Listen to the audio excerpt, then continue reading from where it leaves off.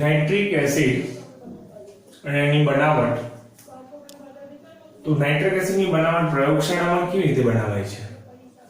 તો કાચની વક્ર નળીમાં KNO3 અથવા NaNO3 સાંદ્ર H2SO4 સાથે ગરમ કરી, એટલે કે વક્રાકાર નળી આવે છે કાચની, એની અંદર KNO3 લેવાનું અથવા KNO3 ના લો તો બીજો શું લઈ શકાય તમે NaNO3 ને સાંદ્ર H2SO4 સાથે ગરમ કરો તો તમને HNO3 મળે, એટલે કે નાઇટ્રિક એસિડ. તો NaNO3 H2SO4 એને ગરમ કરીશ તો NaNO3 માંથી Na+ છૂટો પડી જશે અને અહીંયાથી એક હાઇડ્રોજન છૂટો પડશે. શું છૂટો પડે? અહીંયાથી આખો એક હાઇડ્રોજન છૂટો પડી જશે. એ હાઇડ્રોજન એક છૂટો પડીને સીધો જ અહીંયા જતો રહેશે NO3 સાથે, એટલે એક H+ અને NO3- બંને જોડાઈને HNO3 નું નિર્માણ કરશે. તો અહીંયા બાકી કોણ રહ્યું હતું? તો કે SO4H- SO4H- જો SO4 એકલો હોત તો SO4 2- થાય, પણ એની જોડે એક H છે એટલે શું રહેશે? HSO4- અને એ HSO4- સાથે Na જોડાઈ જશે. કોણ જોડાશે? Na. એટલે મને મળશે NaHSO4 સોડિયમ બાયસલ્ફેટ, બરાબર. અને મને બીજું મળશે HNO3. આવી રીતે બનાવટ પ્રયોગશાળામાં આપણે કરી શકીએ છીએ.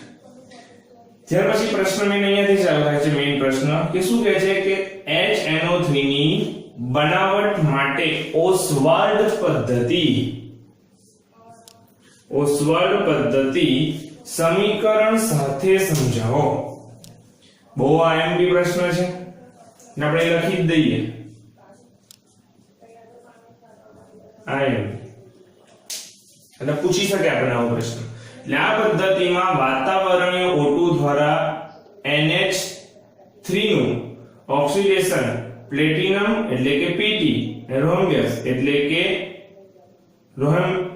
રૂબિડિયમ એટલે કે RH ઉદ્દીપકની હાજરીમાં કરવામાં આવે, એટલે કે એક પ્રક્રિયા છે. આ બંને ઉદ્દીપક વાપરે છે Pt અને RH.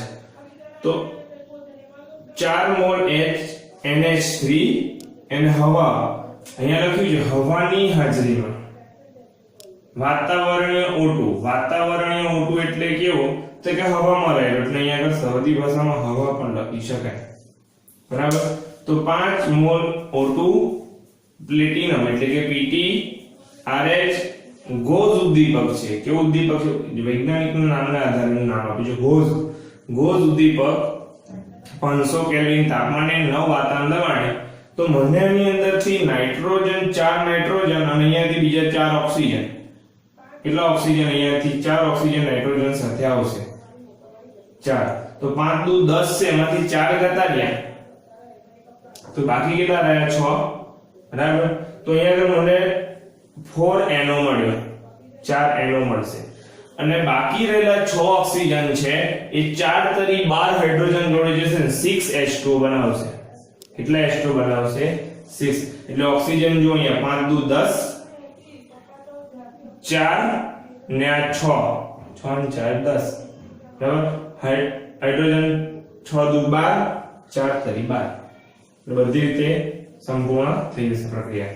આ રીતે ઉત્પન્ન થયેલો જે નાઇટ્રોજન ઓક્સાઇડ એટલે કે NO અથવા તો નાઇટ્રોજન એટલે નાઇટ્રોજન ઓક્સાઇડ એટલે NO ને O2 સાથે ગરમ કરતા NO2 બને છે.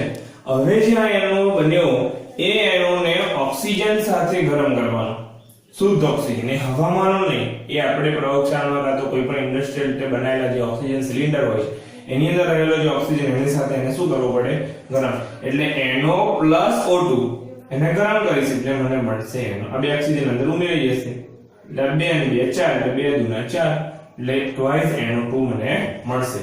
ઉત્પન્ન થયેલ NO2 ગેસને પાણીમાં દ્રવ્ય કરવામાં આવે છે. આથી HNO3 અને NO મળે છે.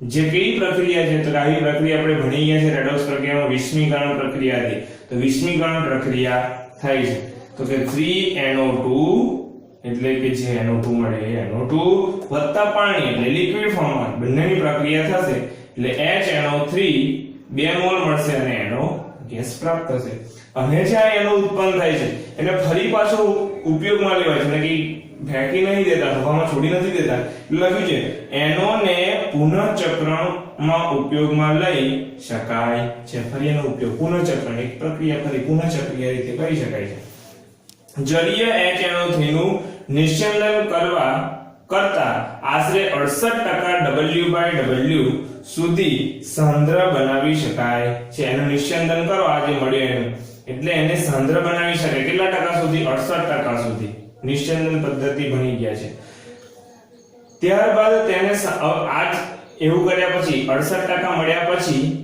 તેને સાંદ્ર H2SO4 સાથે નિર્જલીકરણ કરતા એટલે એની અંદર જે પાણીના અણુઓ જે રહી ગયા છે એ પાણીનું નિર્જલીકરણ કરતા 98% W/W સુધી સાંદ્રતા મેળવી શકાય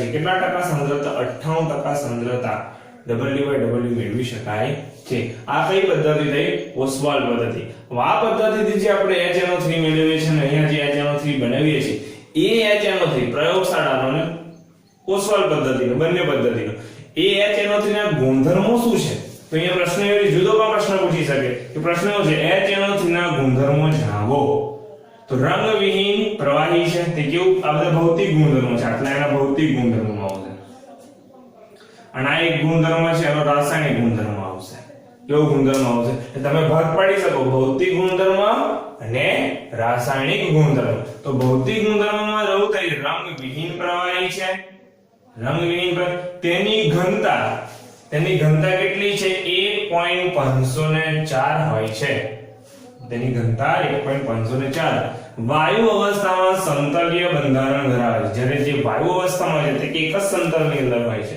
પણ પ્રવાહી અવસ્થામાં તેનું બંધારણ બદલાઈ જાય છે જલીય દ્રાવણમાં H3O+ અને NO3- આયનો આપે છે અને પ્રબળ એસિડ તરીકે વર્તે છે પ્રબળ એસિડ ક્યારે કહેવામાં આવે કે જ્યારે તે H+ નું દાન કરે એટલે અહીંયા HNO3 એક્વસ ફોર્મમાં છે અને H2SO4 સાથે પ્રક્રિયા H2SO4 કે HNO3 ની H2O સાથે એટલે કે પાણી સાથે જ્યારે પ્રક્રિયા કરવામાં જલીય દ્રાવણ બનાવવામાં આવે છે ત્યારે અહીંયાથી જે આ H+ છે એ H+ પાણીના અણુ સાથે જશે અને H3O+ બનાવશે તો બાકી રહ્યો NO3- એટલે NO3- આયન આપે છે એના રાસાયણિક ગુણધર્મની અંદર આવશે ત્યાર પછી એની જ અંદરનો આ ભાગ છે પણ આ પ્રશ્નને આવી રીતે પૂછે કે ઓક્સિડેશન કરતા તરીકે એના ગુણધર્મો શું છે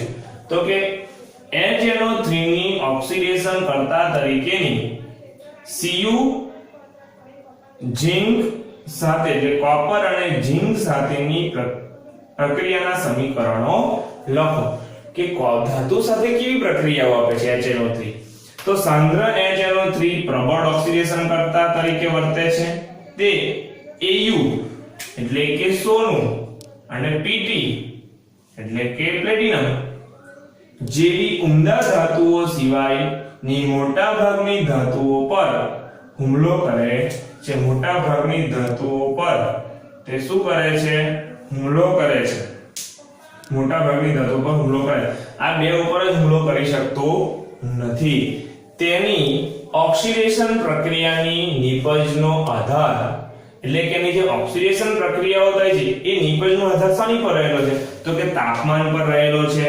HNO3 કેટલી સાંદ્રતા વાળો છે એના ઉપર રહેલો છે ઓક્સિડેશન પામનારો પદાર્થ એટલે કે સામે HNO3 ની કયા પદાર્થ સાથે પ્રક્રિયા થાય છે એની પર એનો આધાર રહેલો છે એટલે પદાર્થના સ્વભાવ એટલે કે ઓક્સિડેશન પામનાર પદાર્થના સ્વભાવ ઉપર આધાર રહેલો છે તો કોપર ધાતુ સાથે એટલે Cu સાથે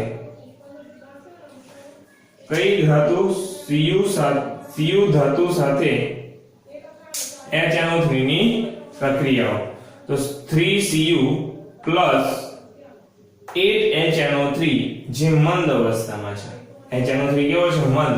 તો ત્યારે એની પ્રક્રિયા થાય એટલે 3CuNO3 એટલે અહીંયાથી 3 NO3 આયનો Cu સાથે જોડાશે. NO3 to NO3 minus ion એવા જોડાશે. 3 નહીં 6 આયનો જોડાશે. 6 માંથી કેટલા જોડાઈ જશે? 8 માંથી 6. અહીંયા 8 છે. NO3 માઈનસ આયન કેટલા થશે? 8. એ 8 માંથી 6 જોડાશે. કારણ કે એકની માઈનસ અને પેલાનું Cu2 પ્લસ એવા Cu3 દુના 6 થશે. તો 6 NO3 માઈનસ આયનો જોઈએ. એટલે અહીંયા આગળ CuNO3 ટ્વાઇસ ટ્વાઇસ એટલે કે 3 દુના 6 થઈ ગયા NO3 માઈનસ આયન. તેવા NO3 માઈનસ 3 આયન 6 આયનો આની સાથે જોડાશે અને કોપર નાઇટ્રેટ બનાવશે. અને બીજો બાકી રહ્યો NO 6 માંથી કેટલા ગતા? 8 માંથી 6 ગતા તો બાકી 2 રહેશે. એ 2 NO2 માંથી ઓક્સિજન જે છે એ હાઇડ્રોજન 8 ઓક્સિજન છે એમાંથી 4 ઓક્સિજન જતા રહેશે પાણીનો અણુ બનાવવા માટે. એટલે 4 ઓક્સિજન ગયા એટલે બાકી શું રહ્યો? તો કે NO એટલે કે નાઇટ્રોજન ઓક્સાઇડ ટ્વાઇસ NO બને છે. બીજા 4 ઓક્સિજન જે ગયા એ આ 8 હાઇડ્રોજન સાથે જોડાઈને 4H2O એટલે 4 દુના 8 4 દુના 8 હાઇડ્રોજન અહીંયા છે એવા 4 દુના 8 થઈ ગયા. એવા 4 પાણીના અણુઓ બનાવશે. બીજી આગળ પણ એવી રીતે જ પ્રક્રિયા તમારે સમજવાની છે. એટલે બીજી પ્રક્રિયામાં જોઈએ કે Cu ની પ્રક્રિયા HNO3 સાથે પણ કેવો HNO3 સાંદ્ર આગળ મંદ હતો તો આપણે 8 લીધા અને સાંદ્ર છે તો કેટલા લીધા? 4. તેખા Cu એક જ લેવાનું.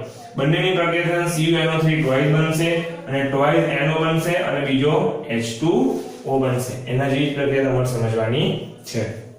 Zn ધાતુ સાથે જ્યારે HNO3 ની પ્રક્રિયા થાય છે ત્યારે 4Zn 10HNO3 એ મંદ લેવાનો 10 લઈએ છીએ એટલે મંદ હશે. અને એની પ્રક્રિયા જ્યારે થશે એટલે એવી રીતે 4ZnNO3 ટ્વાઇસ અને 5H2O કેટલા પાણી અહીંયા આગળ 10 છે એટલે 5 દુના 10 5 દુના 10 એટલે અહીંયા આગળ 10 હાઇડ્રોજન અહીંયા આગળ થઈ ગયા. એટલે 10H2O વત્તા N2O મળશે. મને શું મળશે? બીજો N2O. એવી જ રીતે Zn 5HN Zn 4HNO3 જો એ સાંદ્ર લીધો સાંદ્ર લઈશ તેની સંખ્યા મોલની સંખ્યા ઘટી જશે. 10 હતા તો કેટલા થઈ ગયા? 4 મોલ થઈ ગયા. એટલે એની સંખ્યા મોલની સંખ્યા ઘટી ગઈ. એમાં પણ નિપાત મને જ મળશે ZnNO3 twice plus twice H2O plus twice NO2. આ રીતે મને ઝિંક કોપર સાથે અને ઝિંક સાથેની પ્રક્રિયાઓ મળે છે. ક્રોમિયમ અને એલ્યુમિનિયમ ધાતુ સાથે ક્રોમિયમ અને એલ્યુમિનિયમ આ કારણ નાના ટૂંકા પ્રશ્નોમાં આટલો ભાગ પૂછવો હોય તો પૂછી શકાય. બરાબર. આ ટૂંકા પ્રશ્નોમાં પહેલા જે MCQ પદ્ધતિ ની અંદર આ પ્રશ્ન પૂછાતો હતો કે ક્રોમિયમ અને એલ્યુમિનિયમ ધાતુઓ સાથેની પ્રક્રિયા કેવી રીતે? તો કે ક્રોમિયમ અને એલ્યુમિનિયમ જેવી ધાતુઓ સાથે સાંદ્ર HNO3 પ્રક્રિયા કરતો નથી. કેમ નથી કરતો? કારણ આપી સમજાવો. તો તમારે લખવાનું કારણ કે ક્રોમિયમ કે એલ્યુમિનિયમ ની સપાટી પર વધુ પ્રક્રિયા પામે તે પહેલા એટલે વધારે પ્રક્રિયા થાય એ પહેલા Cr2O3 ક્રોમિયમ ટ્રાયોક્સાઇડ બરાબર ક્રોમિયમના ઓક્સાઇડ Cr2O3 કે Al2O3 નું રક્ષણાત્મક નિષ્ક્રિય આવરણ બની જાય છે. એટલે કે ઉપર ઓક્સાઇડ નું પડ બાજી જાય છે જેના કારણે પ્રક્રિયા થઈ શકતી નથી. એટલે ક્રોમિયમ અને એલ્યુમિનિયમ સાથે HNO3 વધુ પ્રક્રિયા આપતો નથી. આગળનો પ્રશ્ન એવો જોવા મળે છે આપણને કે નાઇટ્રિક એસિડ જે છે એના જે HNO3 ની ઓક્સિડેશન કર્તા તરીકે એટલે કે ઓક્સિડેશન કર્તા તરીકે I2 છે P4 છે S8 છે કાર્બન સાથેની પ્રક્રિયાઓમાં શું પ્રાપ્ત થાય છે આપણને?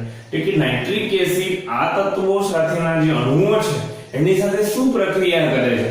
તો I2 10HNO3 બહુ ઈઝી પ્રક્રિયાઓ છે. પ્રક્રિયાઓ યાદ રાખવાની.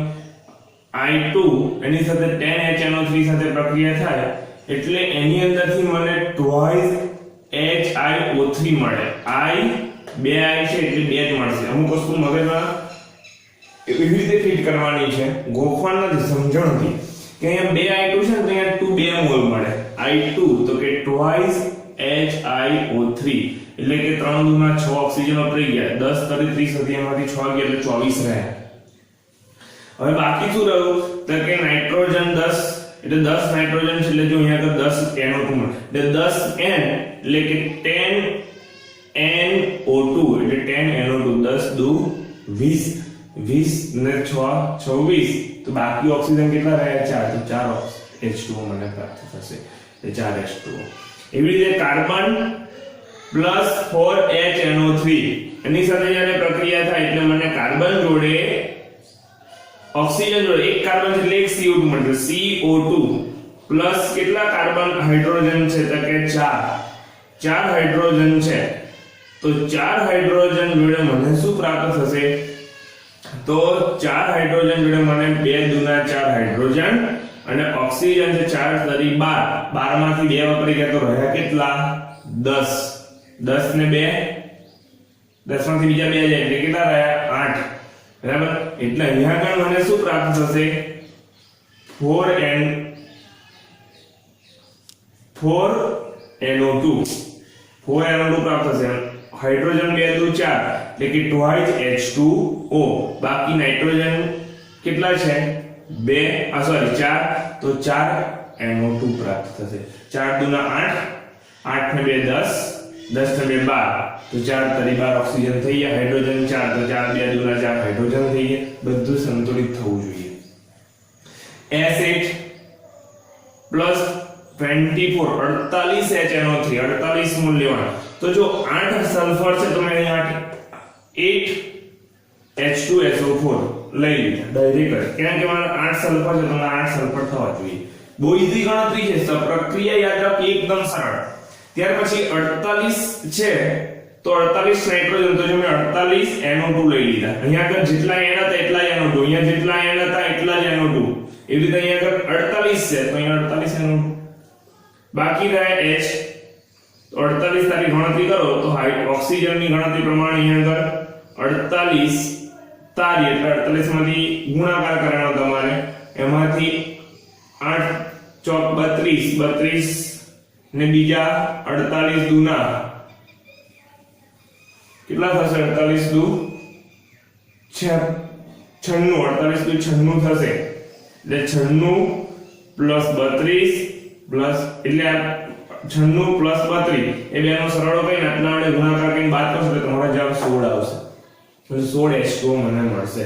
કારણ કે 48 16 દુ 32 32 ને બીજા 16 તો 48 થઈ ગયા. હાઇડ્રોજન સંતુલિત બધું સંતુલિત. એ ફોસ્ફરસ P4 20 20 HNO3 તો અહીંયા આગળ 4 ફોસ્ફરસ તો 4S3PO4 મને મળશે પ્લસ 20 HNO3 20 છે એટલે 20 NO2 મળશે. બાકી રહ્યું એનું શું લખી દઈશ પાણી ગણવાનું. આ રીતેની પ્રક્રિયાઓ મળે છે. 3 4 4 સર આપણને આ બે પ્રશ્ન પૂછી શકે આપણે યાદ રાખવાની. એના જ પ્રશ્નો છે એની અંદરનો કે NO3 મોસ્ટ આઈએમપી પ્રશ્ન લખી દેવાનો અને મોડે કરી દેવાનો. કેવો પ્રશ્ન મોસ્ટ આઈએમપી પૂછી શકે. બોર્ડની એક્ઝામમાં કેટલી વાર પૂછાઈ ગયો છે બરાબર. આવું કહ્યા પછી પણ આપણે જો ના કરીએ ને તો આપણી ભૂલ કહેવાય. એટલે કે NO3 આયનની બરફ માટે વિધિ કસોટી સમીકરણ સાથે સમજાવો. વિધિ કસોટી તમે ધોરણ 11 સાયન્સ ની અંદર કરી છે. રિંગ ટેસ્ટ NO3 આયનની પરખ કસોટી છે. NO3 આયનની પરખ કસોટી કથ્થાઈ વલય કસોટી તરીકે જાણીતી છે. આ કસોટીમાં નાઇટ્રેટ આયનની નાઇટ્રિક ઓક્સાઇડમાં કરવામાં આવતું રિડક્શન Fe2+ ની ક્ષમતા પર આધારિત હોય છે. Fe2+ આયન અંદર એટલે અંદર આપણે FeSO4 નું દ્રાવણ ઉમેરીએ છીએ બરાબર. આપણે જોઈએ છે એની પર આધાર રહેલો છે. તો કે NO3- ના રિડક્શનથી ઉત્પન્ન થતો NO લિગેન્ડ તરીકે વર્તે. લિગેન્ડ એટલે કે જે ફરી સમજાવું છું. લિગેન્ડ એટલે કે જે ઇલેક્ટ્રોન યુગ્મનું દાન કરે અને લિગેન્ડ કહેવાય. લિગેન્ડ તરીકે વર્તે છે,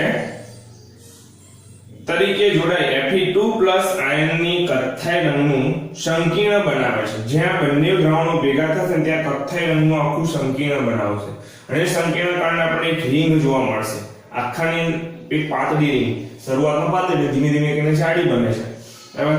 આ કસોટીમાં સૌપ્રથમ NO3- આયન ધરાવતા જલીય દ્રાવણમાં મંદ ફેરસ એટલે કે જે દ્રાવણ NO3- ધરાવે, ધારો કે BaNO3 લીધો, તમે CuNO3 લીધો, કોઈ પણ NO3- આયન તમે ધરાવતો પદાર્થ લીધો, એની અંદર પહેલા તમારે શું નાખવાનું રહેશે તો કે ફેરસ સલ્ફેટનું દ્રાવણ જલીય તાજું બનાવેલું છે. એટલે આપણે તાજું બનાવેલું બીકર આપીએ છીએ બધાને, અને તેના નાખવાનું FeSO4 નું દ્રાવણ બનાવેલ દ્રાવણ ઉમેરવામાં આવે છે. ત્યારબાદ તેમાં કાળજી કસનળીને આમ ત્રાંસી રાખીને, આમ કસનળી હોય આપણી એને આવી આમ સીધી રાખીને અંદર H2SO4 નથી, એને આમ ત્રાંસી રાખીને એની દિવાલે આ જે કસનળીની દિવાલે ધીમે ધીમે અંદર ઉતરવું જોઈએ H2SO4. એ કાળજીપૂર્વક કસનળીની દિવાલની અંદરની બાજુએથી દિવાલને અડકીને સાંદ્ર H2SO4 ધીમે ધીમે થોડી માત્રામાં ઉમેરવામાં આવે છે. જો વધારે ઉમેર દો તો પણ તમને રિઝલ્ટ મળે નહીં. આથી દ્રાવણ અને સલ્ફ્યુરિક એસિડના સ્તરો વચ્ચે આંતરપૃષ્ઠ પર કથ્થાઈ રંગનું વલય રચાય છે, જે NO3- આયનની હાજરી સુધી. જે કથ્થાઈ રંગનું વલય મળે તો સમજવાનું કે NO3- આયન હાજર છે. જો NO3- આયન નહીં હાજર હોય તો વલય જ નહીં મળે, તો રંગની વાત જ ક્યાં રહી? બરાબર છે. તો NO3- માંથી NO નું ઉત્પત્તિ કેવી થાય છે? NO3 માંથી NO કેવી રીતે બને છે? તો NO3- plus 3 Fe2+ પર 4H+. આ બધું H+ ક્યાંથી આવે છે? તો કે FeSO4 ઉમેરે છે, એમાંથી Fe2+ મળે છે. પાણી જલીય હોય છે, એમાંથી H+ મળે છે. આ બંનેની પ્રક્રિયા થશે, એમાંથી મને NO મળશે, અને Fe3+ હતા, 2+ હતા, એમાંથી 3+ બની જશે, એટલે 3Fe3+. એને જે બે ઇલેક્ટ્રોન ને જો કેટલા ઇલેક્ટ્રોન, એક આયન આવી તે એક ઇલેક્ટ્રોન આપે, એવા 3 ઇલેક્ટ્રોન એ પ્લસ અને 1 ઇલેક્ટ્રોન, એમ કરીને 4 ઇલેક્ટ્રોન, ચારે 4 ઇલેક્ટ્રોન હાઇડ્રોજન મેળવશે. અને એ હાઇડ્રોજન 4 ઇલેક્ટ્રોન મેળવીને આમાંથી એક ઓક્સિજન, આમાંથી બે ઓક્સિજન, એની સાથે મને મળશે twice H2O. એટલે બે ઓક્સિજન ગયા એટલે બે ઓક્સિજન થઈ ગયા, 2 × 4 હાઇડ્રોજન થઈ ગયા, Fe હતા એ બન્યા. પણ અહીંયાથી ઇલેક્ટ્રોન ની આપલે થાય છે. આ ઇલેક્ટ્રોન આપશે 2 + 1 ઇલેક્ટ્રોન આપી દે તો 3+ બને, 3 + 1 ઇલેક્ટ્રોન 4+ બને, એમ અહીંયા એક ઇલેક્ટ્રોન આપે છે. એટલે NO- NO ના કથ્થાઈ સંકીર્ણ ઉત્પત્તિ આવતા NO માંથી કેવી રીતે કથ્થાઈ સંકીર્ણ પ્રાપ્ત થાય છે?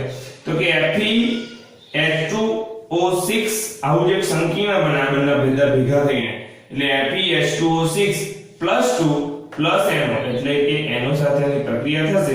એટલે આ NO અંદર એક લિગેન્ડ બનવા જશે. એટલે આની અંદર એક જે 6 અણુઓ જોડાયા છે પાણી, એમાંથી એક અણુ દૂર થઈ જશે, એટલે એક અણુ પાણીનો નીકળી ગયો એટલે H2O બહાર છૂટો પડી ગયો. અને અંદર NO2, અહીંયાથી H2O નીકળી ગયા અને NO અંદર ઉમેરી ગયા. તો જો FeH2O5 એટલે 6 માંથી એક નીકળી ગયા એટલે 5 થઈ ગયા, અને H2O બહાર રહી ગયા અને NO અંદર એડ થઈ ગયા. આવી રીતે એક સંકીર્ણ બને. અને આ જે સંકીર્ણ છે જ કથ્થાઈ રંગ આવે છે. કેવો રંગ આવે છે? કથ્થાઈ સંકીર્ણ કહેવાય એને. કથ્થાઈ સંકીર્ણ. HNO3 ના ઉપયોગો. HNO3 ક્યાં વપરાય છે? તો તેનો મુખ્ય ઉપયોગ રાસાયણિક ખાતરોમાં, એમોનિયમ નાઇટ્રેટ અને કેટલાક વિસ્ફોટકોના ઉત્પાદનમાં તેનો ઉપયોગ, વિસ્ફોટક એટલે કે જ્યાં આગળ બ્લાસ્ટ કરવાનો એવી જગ્યાનો ઉપયોગ કરાય છે. પછી શું કહે? પાયરોટેક્નિક્સમાં ઉપયોગી છે. આ એક પ્રકારની પદ્ધતિ છે, બરાબર. પાયરોટેક્નિક્સ એટલે કે તમને કદાચ હાઇડ્રોપોનિક્સ ની પદ્ધતિઓ આવતી હતી, એવા જ પ્રકારની એક આ પદ્ધતિ જેને પાયરોટેક્નિક્સ કહેવામાં આવે છે. તો પાયરોટેક્નિક્સમાં ઉપયોગી નાઇટ્રેટના ઉત્પાદનમાં, નાઇટ્રેટ આયનના ઉત્પાદનની અંદર ઉપયોગી છે. નાઇટ્રોગ્લિસરીન અને TNT આ એક પ્રકારનું ટ્રાઇનાઇટ્રો, બરાબર, ટ્રાઇનાઇટ્રો ટેટ્રાએમિનો એવું એક નામ છે. ટ્રાઇનાઇટ્રો ટેટ્રાએમિનો એસિડ એટલે કે એમિનો એસિડ, જ્યારે એમિનો એસિડના ઉત્પાદનની અંદર તેનું ઉત્પાદન કરવામાં આવે છે તો ઉપયોગ ઉપયોગમાં લેવામાં આવે છે. કોને? નાઇટ્રિક એસિડ એટલે HNO3 નો ઉપયોગમાં લેવાય છે. TNT કહેવાય, જેને પિક્રિક એસિડ પણ તરીકે ઓળખાય છે. આવી રીતે એનું ઉત્પાદનમાં વપરાય છે. ત્યાર પછી અન્ય મુખ્ય ઉપયોગ પિક્રિક એસિડ માં TNT એટલે પિક્રિક એસિડ જ છે એક પ્રકારનું. અન્ય મુખ્ય ઉપયોગો એટલે એના બીજા અન્ય મુખ્ય ઘણા ઉપયોગો છે, જેમ કે સ્ટેનલેસ સ્ટીલના એસિડ ઉપચારમાં. સ્ટેનલેસ સ્ટીલ એટલે કે જે સ્ટીલ બને છે એના ઉત્પાદનની અંદર ખાસ ઉપચારમાં અંદર ઉપયોગ થાય. ધાતુઓના નિક્ષારણમાં અને રોકેટ બળતણમાં. તો નિક્ષારણ એટલે કે ધાતુને જે કાટ ના લાગે અને જે ક્ષાર લાગે એ ક્ષારને દૂર કરવા નિક્ષારણમાં અને રોકેટ બળતણોમાં ઉપયોગી છે. નિક્ષારણ પદ્ધતિ છે કાકી આવશે ત્યારે જોઈશું.